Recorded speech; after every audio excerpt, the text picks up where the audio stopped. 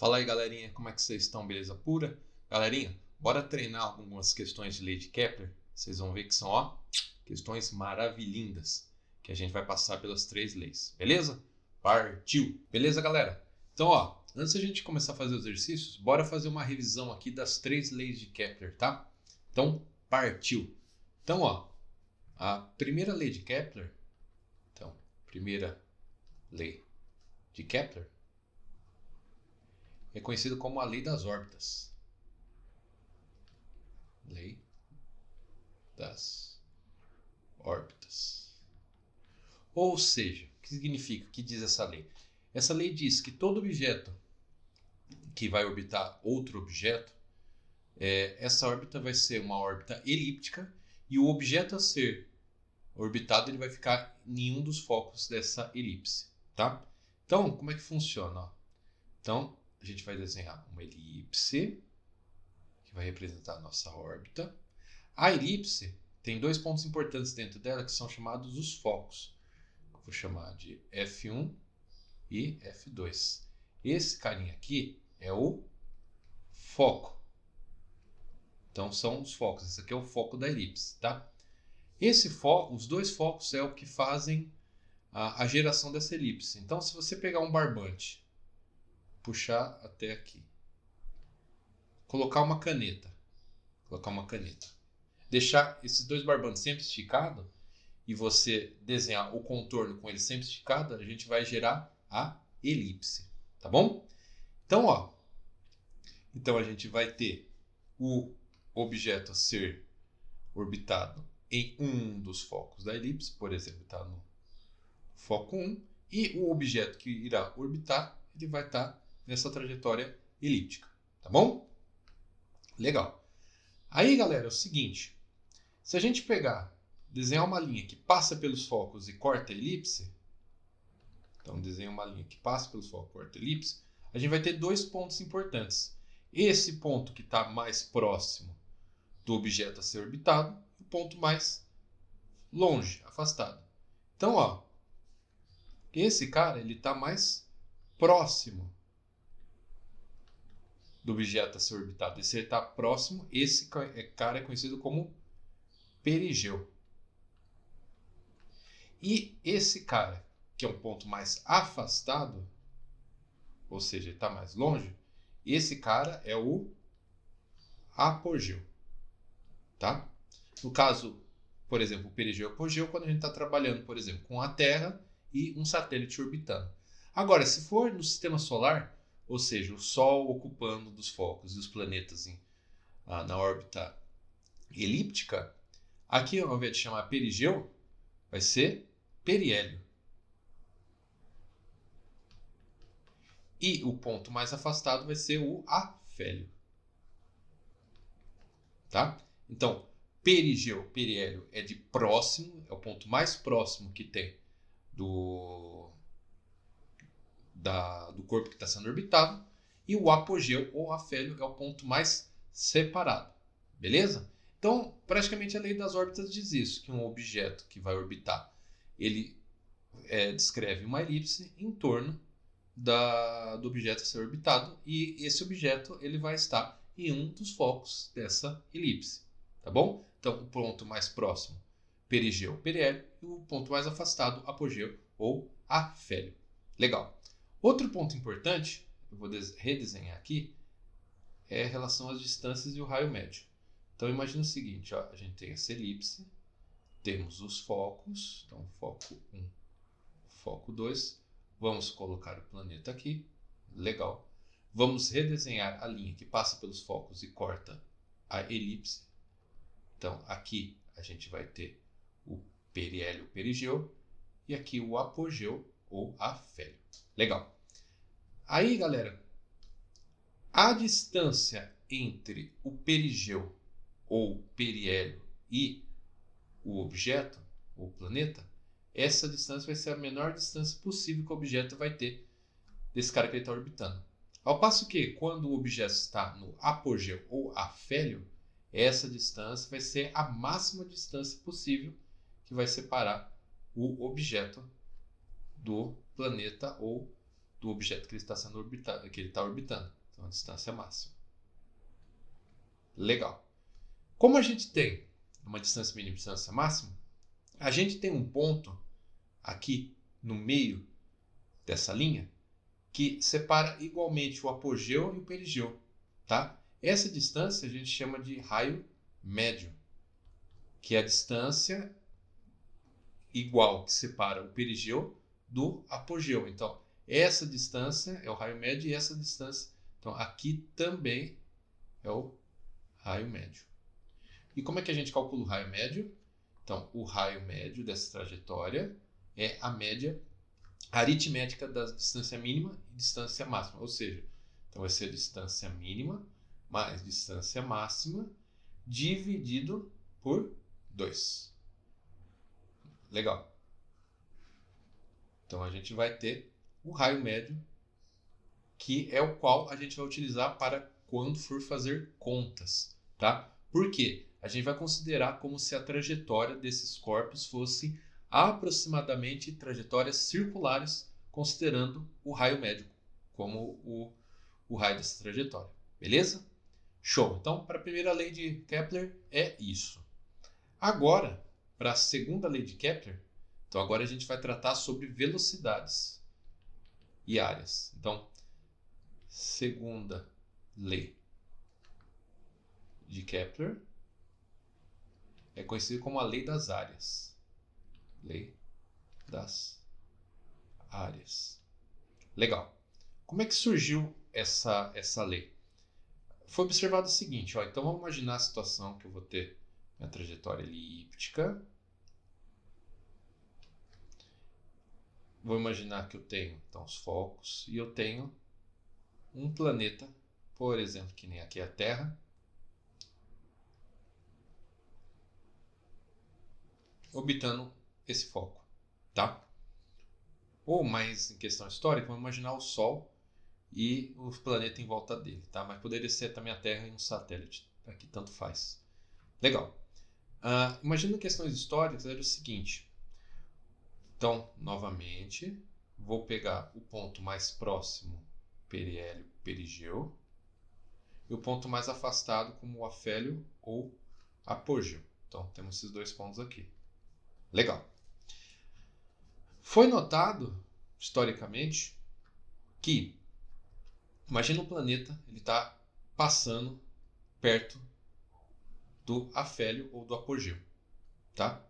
E vamos supor que esse planeta ele demorou um ΔT para fazer essa passagem. Então, por exemplo, eu estou no ponto 1 e foi para o ponto 2. Legal.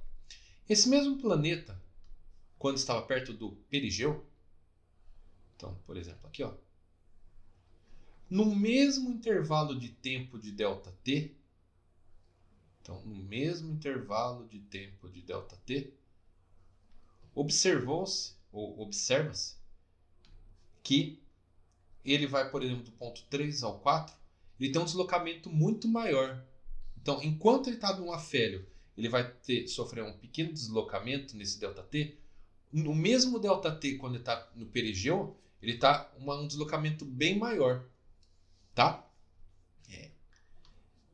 Legal. Então, é isso que acontece por questão de observação. Se você pegar ao mesmo tempo e observar, por exemplo, um planeta, quando ele está no seu apogeu ou afélio, no afélio, ele vai sofrer um pequeno deslocamento num determinado tempo.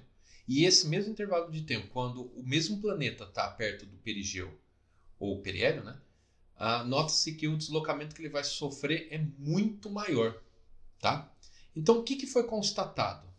Primeira coisa, a gente vai considerar que existe uma linha que liga o planeta ao objeto que está circulando, que é o vetor posição. Então, vamos pegar dois vetores posições aqui, ó, do ponto 1 e do ponto 2. Quando esse cara sai do 1 e vai para o 2, ele, naturalmente, ele vai varrer uma área aqui do espaço. Então, ele vai varrer uma área. Vou chamar de área 1. Legal. Vamos fazer a mesma coisa do ponto 3 e ponto 4. Então, vou fazer um vetor posição para o ponto 3 e um vetor posição para o ponto 4. A mesma coisa vai acontecer que esse cara também vai varrer uma área no espaço. Eu vou chamar de área 2. Foi determinado que esse objeto nessa órbita elíptica, ele vai varrer as áreas através de uma velocidade chamada velocidade areolar, que é a velocidade com que eles varrem a área, que vai ser uma área por um determinado tempo. Isso vai ser velocidade areolar. É constatado que esse valor para esse objeto é constante para qualquer posição que esse cara se encontra. Então, se eu pegar, vamos fazer para a relação aqui da área 1. A área 1 pelo ΔT que demora vai ser a mesma coisa que a área 2 pelo ΔT que vai demorar. Como esse valor é constante e o ΔT é igual, obrigatoriamente as áreas, nesse caso, também serão iguais. Então, para o mesmo tempo, as áreas deverão ser iguais.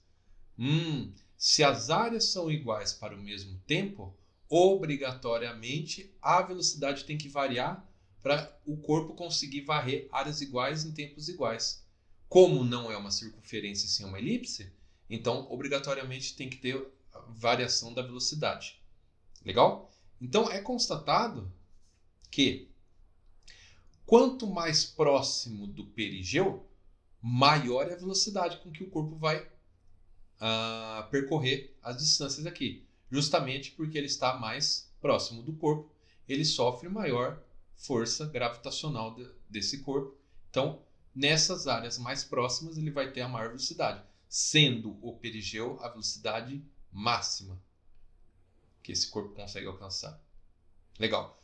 A partir do momento que ele se afasta, então esse corpo que está orbitando se afasta do corpo que ele está sendo orbitado, o que acontece? A sua velocidade diminui, sendo no apogeu ou afélio a velocidade mínima que esse corpo irá ter. Então, a segunda lei de Kepler, ela fala o quê? Que a velocidade com que o corpo orbita o corpo astro é uma velocidade que não é constante. Ela varia dependendo da posição que ele se encontra em relação a esse corpo. E a velocidade areolar, ou seja, a velocidade que as áreas são varridas por esse objeto, é constante. Então, se você pegar tempos diferentes, a gente vai ter valores de áreas diferentes. Se eu pegar tempos iguais, eu vou ter valores de áreas iguais. Então, para compensar, para ter áreas iguais, a gente vai chegar na conclusão que a velocidade tem que ser diferente para ele conseguir varrer áreas iguais no mesmo tempo numa superfície que é uma elipse. Beleza? Então, o mais importante é saber isso daqui. Saber que a velocidade varia, a velocidade máxima é no perigeu e a velocidade mínima no apogeu, e que a velocidade areolar que esse objeto tem em torno do astro, ela é constante. Então a gente pode tirar a relação entre áreas e tempos. Por exemplo, uma relação possível é com tempos iguais, vamos obter áreas iguais. Agora, vamos fazer outra relação, por exemplo, aqui, ó.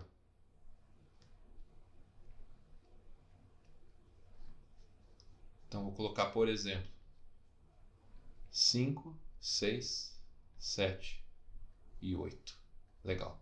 Então, aqui o 5, 6, 7, 8. Então, aqui, ó, vamos supor, eu vou ter uma área 3, ele vai demorar um ΔT 3. E aqui entre o 7 e o 8 vai ter uma área 4 e ele vai demorar um ΔT 4. Então, o que eu posso concluir disso daqui? Que se eu tirar, por exemplo, a relação desses dois caras, que a área 3 sobre ΔT 3 vai ser a área 4 sobre ΔT 4. Então, eu consigo tirar, por exemplo, também essa relação.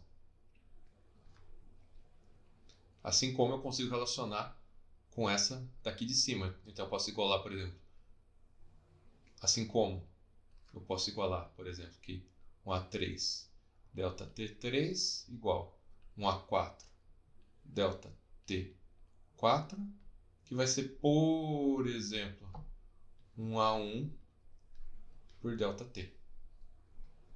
Então, porque a velocidade areolar é constante. Então, eu consigo relacionar áreas com tempos. Beleza, galera? Show! Agora, para finalizar essa parte, então, vamos falar sobre a terceira lei de Kepler, que é a lei dos períodos. Lei dos períodos. Legal. Então, o que consta essa lei? Então é o seguinte, ó, vamos imaginar a situação. A gente tem, por exemplo, o planeta Terra aqui e temos um satélite orbitando esse planeta Terra. Então, tem uma Terra e o satélite. Como a gente comentou, quando a gente for fazer conta que envolva distância, a gente vai considerar o raio médio entre o satélite e o planeta. Porque a gente sabe que toda órbita é uma órbita elíptica e não circular. Porém, para facilitar nossas contas, a gente considera o raio médio. Então, a gente converte essa órbita elíptica para uma órbita circular. Porém, a gente sabe que de verdade é uma órbita elíptica. Beleza. Legal. Então, ó, considerando que esse satélite está a uma certa distância da Terra, chamava a distância M1. Então, o que a gente tem? A gente tem o seguinte: se a gente pegar um período que esse satélite vai rotacionar ou ter uma volta completa ou um setor dessa circunferência, elevar ao quadrado e dividir pelo raio médio que ele está ao cubo, esse cara é constante. Ele também é conhecido como constante de Kepler. Legal. Então, por exemplo, para esse satélite girando no planeta, então se a gente pegar o tempo que ele demora para dar uma volta, o período dele, dividir pelo raio médio ao cubo, esse valor vai ser constante. O que significa? Significa que se eu pegar outro, por exemplo, outro satélite, então aqui vai ser um S1, aqui vai ser um S2. Esse cara girando em torno do mesmo planeta, então aqui, por exemplo, vai ser um R2, aqui vai ser um R1. Então, para o mesmo planeta, o que eu posso afirmar? Que o período que o satélite na posição 1, ou satélite 1, elevado ao quadrado, dividido pelo raio desse cara ao cubo, vai ser a mesma coisa que do satélite 2 ao quadrado, dividido pelo raio dele, raio médio desse cara, ao cubo. Então, isso aqui é para o satélite 1, e isso aqui é para o satélite 2. Tá? Então, galera, a terceira lei, ela relaciona períodos, ela relaciona período com raio, ou no caso raio médio, né? Então a gente consegue fazer conta para ver quanto tempo que um corpo vai demorar para orbitar esse planeta em relação a raios médios diferentes, ou o mesmo corpo ou corpos diferentes orbitando o mesmo planeta. Sempre tem que ser em relação ao mesmo planeta, porque se trocar de planeta, aí vai ser outra constante. Então, para cada planeta vai ter a sua constante. Beleza? É isso aí, galera. Então, agora bora lá treinar com as questões. Beleza? Partiu! Bora lá então, galerinha. Ó, questão número 1. Ela diz assim, ó: considere que a Estação Espacial Internacional de massa M descreve uma órbita elíptica estável em torno da Terra, beleza? Com período de evolução T e raio médio R de órbita. Legal. Agora a gente vai analisar item por item para ver quais são os erros e até achar o item correto. Então, bora lá. O período depende da sua massa? Não. A gente viu que o período ao quadrado e o raio ao cubo, que é constante. Ou seja, que o período ao quadrado ele está relacionado, então ele está relacionado com o raio ao cubo e não a massa. Então, terceira lei de Kepler. Então, isso aqui está errado. B. A razão entre o cubo do período e o quadrado do raio médio. Não. É a razão entre o cubo, não. O quadrado do período e o cubo do raio médio. Como a gente viu, terceira lei de Kepler. Então, a B também está errada. C. O módulo de sua velocidade é constante em sua órbita? Não. A gente viu pela segunda lei de Kepler que o módulo da velocidade, ou seja, a velocidade vai ter que variar de acordo com a posição que ele se encontra, né? Mais perto do periélio. Então, como é que a gente pode tirar uma relação? Maior distância que o objeto está do objeto está sendo orbitado, então maior distância, menor velocidade.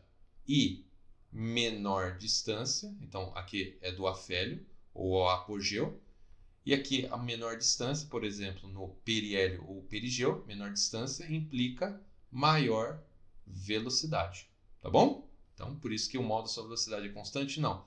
O módulo da sua velocidade varia de acordo com a distância que o objeto está do corpo que está sendo orbitado. A energia mecânica total deve ser positiva? Não. Vamos ver aqui. Tá?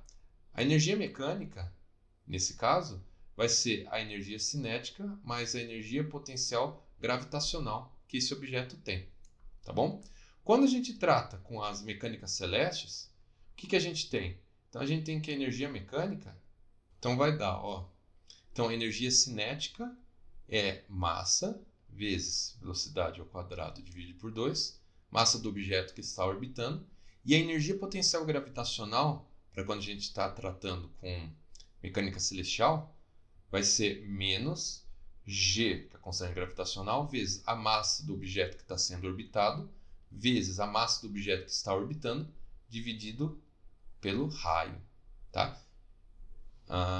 Diferente quando a gente trata, por exemplo, que a energia potencial gravitacional no planeta Terra, né, quando a gente trata com poucas alturas, é o mgh, diferente. Né? Então aqui quando a gente está trabalhando com órbitas de planetas ou objetos que orbitam, a gente trabalha com essa fórmula, que é constante gravitacional, massa do objeto que está sendo orbitado, vezes a massa do objeto que está orbitando dividido pelo raio. Tá? Mesmo que a energia cinética é um valor positivo, a energia potencial gravitacional é um valor negativo e é muito maior. Se a energia cinética for bem menor que a energia potencial gravitacional, nesse caso, a gente tem o que a gente tem? Uma órbita estável. Então, o objeto consegue ficar orbitando esse corpo, considerando que ele tem velocidade suficiente para estar em órbita. Se ele tiver velocidade suficiente para estar em órbita e a energia cinética for bem menor ou menor que a energia potencial gravitacional, esse corpo vai estar em uma órbita estável. Naturalmente, então, a energia mecânica ela vai ser menor que zero. Quando a gente tem a energia mecânica desse corpo próximo a zero ou energia mecânica maior que zero, quando está próximo de zero, ele já está na iminência de sair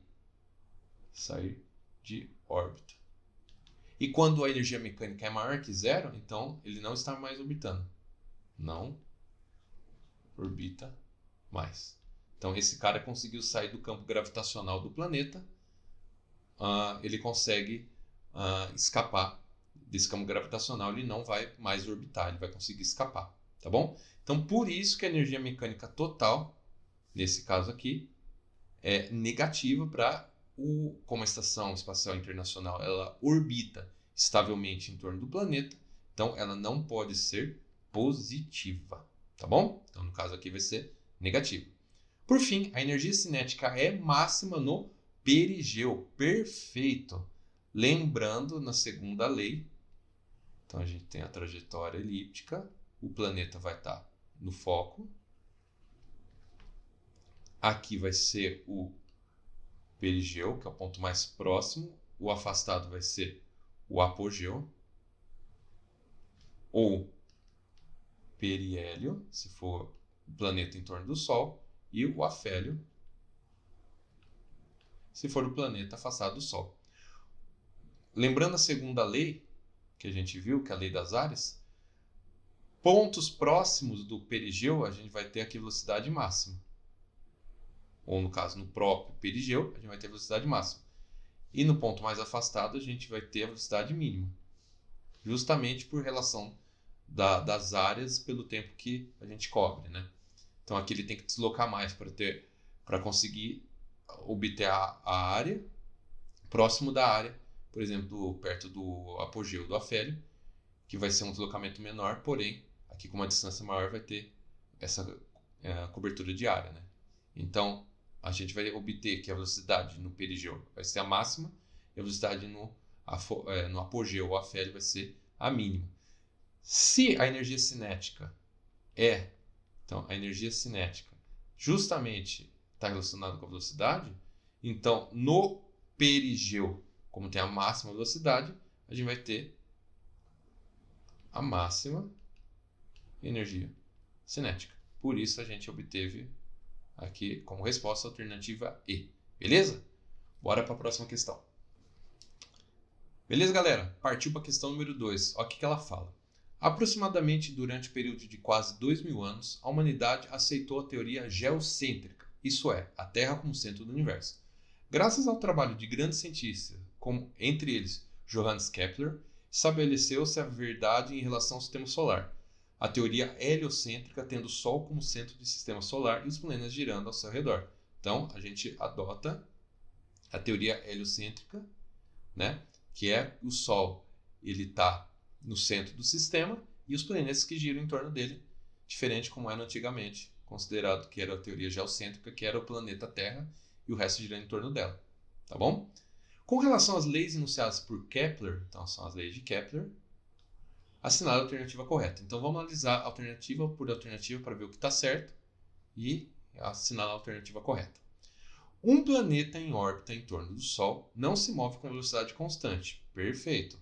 A gente viu pela segunda lei que a velocidade ela é variável dependendo da distância que esse planeta está do Sol.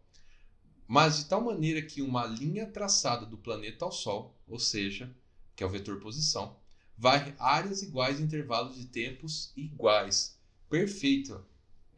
Isso aqui é o enunciado da segunda lei de Kepler. Então, só para a gente relembrar, então a gente tem a trajetória, o planeta, o Sol vai ocupar um dos focos, então está aqui, o Sol, e o planeta vai estar girando em torno. Legal. Então, imaginando a situação que a gente tem aqui perto do perigeu ou periélio e do afélio, então, se a gente pegar o mesmo intervalo de tempo que esse planeta vai demorar para passar daqui para cá e daqui para cá, como a velocidade areolar, que é a velocidade da área, é constante, então, aqui, área 1, área 2, a gente vai ter área 1 dividido por ΔT igual área 2 dividido por ΔT. Como é o mesmo período, então as áreas têm que ser iguais, tá bom? Para cobrir áreas iguais, temos que ter velocidades diferentes por conta da distância que esse cara tá. Então, aqui mais perto tem que ter uma velocidade maior para poder cobrir essa área, enquanto aqui vai ser uma velocidade menor para cobrir a mesma área, que está mais afastada. Por isso, tem velocidades diferentes. Então, de cara, a gente já achou a nossa alternativa correta, que é a alternativa A. Mas vamos ler o resto para ver o que está errado. Todos os planetas do sistema solar, incluindo a Terra, giram em torno do Sol em órbitas circulares, tendo como Sol o centro. Está errado porque não é órbita circular, são órbitas elípticas. Porém, o grau de excentricidade... Caramba, Pablo, o que é isso? A excentricidade mostra o quão afastado tá esses focos, tá? Então, a excentricidade mostra o quão afastado tá os focos da elipse. Essa excentricidade ela varia entre 0 e 1, onde 0, se você ter 0, você tem uma circunferência, e se você obtivesse 1, você teria uma reta. Então, as órbitas dos planetas elas variam entre 0 e 1, tá? Porém, aqui do planeta, é uma órbita, a excentricidade é muito baixa, podendo ser considerado como se fosse quase uma órbita circular. Porém, na realidade, é uma órbita elíptica. Mas quando a gente faz contas, a gente considera como se fosse órbitas circulares, tá? Mas na realidade, os planetas giram em órbitas elípticas, tá bom? Beleza. Então, alternativa C agora. Periélio é a aproximação entre planetas e o Sol, enquanto afélio é o afastamento entre o planeta e o Sol. Periélio de perto, beleza, aproximação. Afélio de afastado, beleza. No inverno ocorre o periélio? Olha o perigo, hein? No inverno ocorre o periélio? Depende. Da onde a gente está falando? No planeta Terra, a gente sabe que o planeta ele tem uma certa inclinação em relação a essa órbita, tá? Significa que, por exemplo, enquanto a gente aqui está no inverno, no hemisfério sul, no hemisfério norte vai estar verão.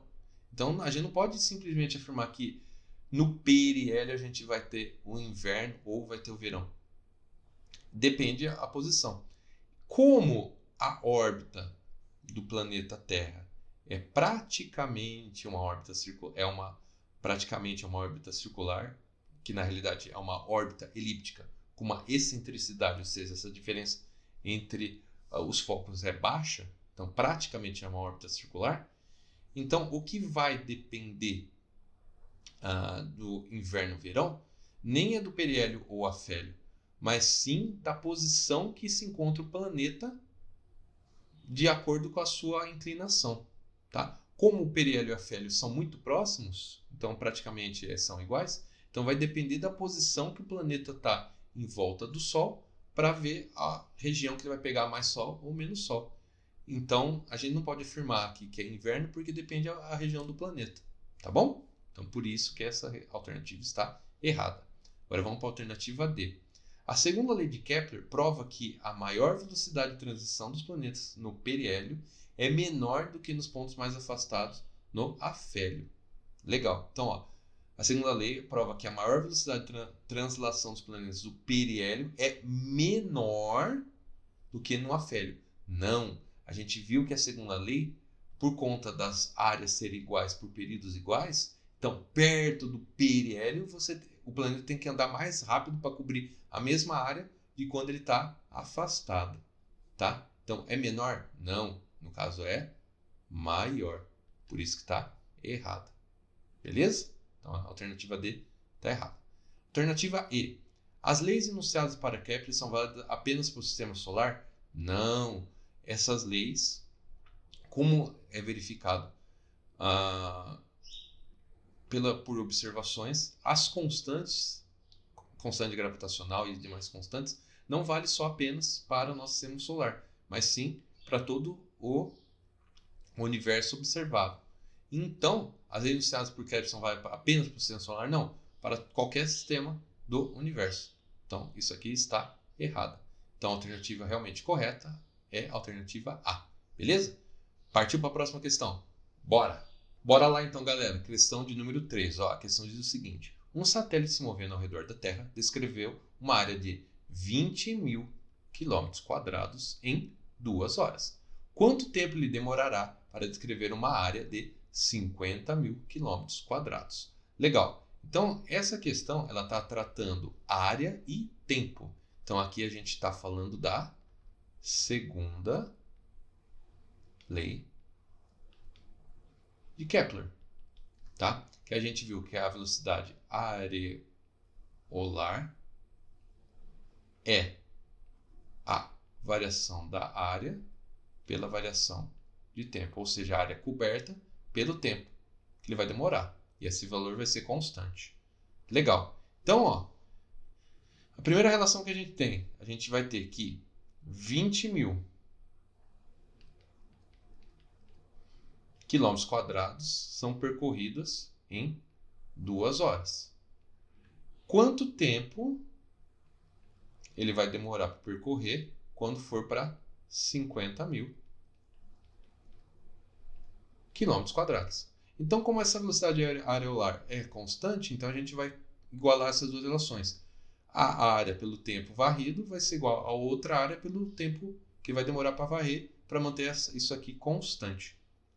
Tá bom? Então aqui, o que a gente pode fazer? Aqui a gente vai multiplicar, que a gente pode multiplicar em cruz. Então o que a gente vai ter? A gente vai ter que 20.000 vezes t é igual a 2 vezes 50.000. Então, para calcular o período que vai demorar para percorrer esses 50.000, a gente passa esse 20.000 que está multiplicando e dividindo, vai ser 2 vezes 50.000 dividido por 20.000. Então, o período vai ser o quê? Aqui, ó, tem 1, 2, 3, 4 zeros, 1, 2, 3, 4 zeros. A gente pode cortar todos esses 4 zeros com esses 4 zeros. E esse 2 corta com esse 2. Então, a gente vai cair para 5. Então, aqui a gente vai bater 5 horas. Isso nos dá a alternativa D, de jeans. Beleza? Então, aqui, galera, quando a gente for fazer conta que envolva área e tempo, a gente vai poder fazer essa relação que a área coberta pelo tempo vai ser constante.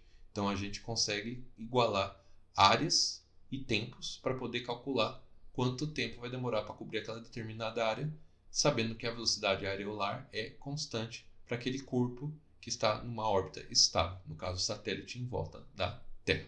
Beleza, galera? Então, bora lá fazer a última questão. Partiu! Beleza, galera? Bora então resolver a última questão aqui da lei de Kepler. Então, ela diz o seguinte, ó. Determine qual é o período de revolução aproximada, então ele quer saber período, revolução aproximada de um planeta em anos terrestres, a uma distância de 20 unidades astronômicas do Sol.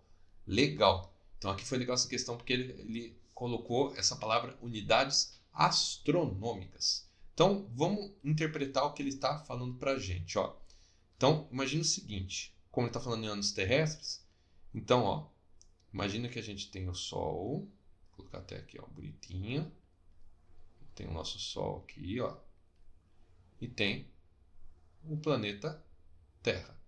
O planeta Terra, a gente sabe que ele gira em uma órbita elíptica, porém de uma baixa excentricidade, ou a gente considera como se fosse um aproximado de... A gente tem uma aproximação de uma órbita circular. Legal. A gente considera a distância média entre o Sol e a Terra como sendo uma unidade astronômica. Então, que vai ser a distância entre Terra e Sol, tá? Essa distância, é uma distância média, é aproximadamente 150 milhões de quilômetros, tá? Isso aqui é aproximado. Esse valor a gente não precisa se preocupar, a gente só precisa guardar que a distância média entre a Terra e o Sol é considerado como uma unidade astronômica, tá bom? Legal. Aí o que acontece? Então, se eu tenho o mesmo Sol, então eu tenho o mesmo Sol, e aqui agora eu tenho um outro planeta numa órbita que ele diz que a distância é de 20 unidades astronômicas, ou seja, 20 vezes maior que a distância entre a Terra e o Sol, a gente quer saber quanto tempo em anos terrestres vai demorar para esse carinha dar a volta. É esperado que quanto maior a distância, maior vai ser o tempo que ele vai demorar para dar a volta em torno do Sol, né? Quanto mais próximo, menor o tempo. Para relacionar, o que a gente vai aplicar aqui? A gente vai aplicar a terceira lei de Kepler, onde o período ao quadrado pelo raio médio ao cubo é constante, tá?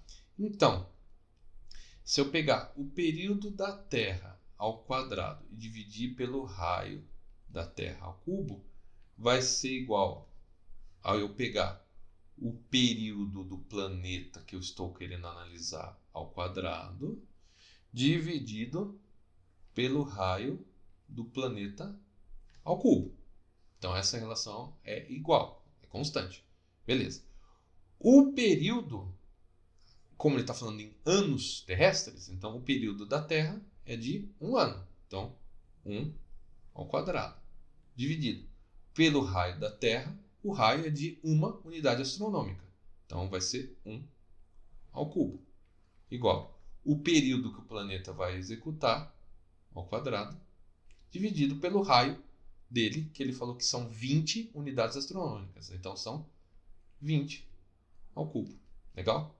Aí, para resolver, que a gente pode multiplicar em cruz, então vai ficar 1 ao cubo dá 1. Então, 1 vezes tempo do planeta ao quadrado vai ser igual a 1 vezes 20 ao cubo. Legal. Então, tempo do planeta vai ser, tempo ao quadrado, vai ser 20 ao cubo. Seguinte, ó. Então, aqui a gente vai fazer o quê? Então, o tempo do planeta vai ser a raiz quadrada de 20 ao cubo. Legal. Como o quadrado é ao cubo, o que significa? A gente pode pegar esse 20 ao cubo, que é 20 vezes 20 ao quadrado. Então, ó, o tempo vai ser raiz quadrada de 20 vezes 20 ao quadrado. Esse 20 ao quadrado eu consigo tirar fora da raiz, então vai ficar tempo, vai ficar 20 vezes raiz de 20. Legal. Esse raiz de 20 a gente pode fatorar para ver qual é a menor raiz que a gente vai obter aqui para poder fazer a continha. Então, ó, 20. O menor fator é 2, que dá 10. 2 que dá 5. 5 que dá 1. Então, 20 é 2 ao quadrado vezes 5. Então, o tempo aqui vai ser 20 vezes o 2 ao quadrado eu consigo tirar fora. Sai fora e fica a raiz de 5. Então, o período vai ser de 40 vezes raiz de 5. Aqui, como ele pediu um valor aproximado e passou um valor, então, em algum lugar, se a gente for fazer uma prova, por exemplo, ele vai ter que falar para a gente quanto seria a raiz de 5. Então, ó, se eu considerar que raiz de 5 é um valor aproximadamente a 2,2, então, o período aqui vai ser de 40 vezes 2,2. O período aqui vai ser aproximadamente 88 anos.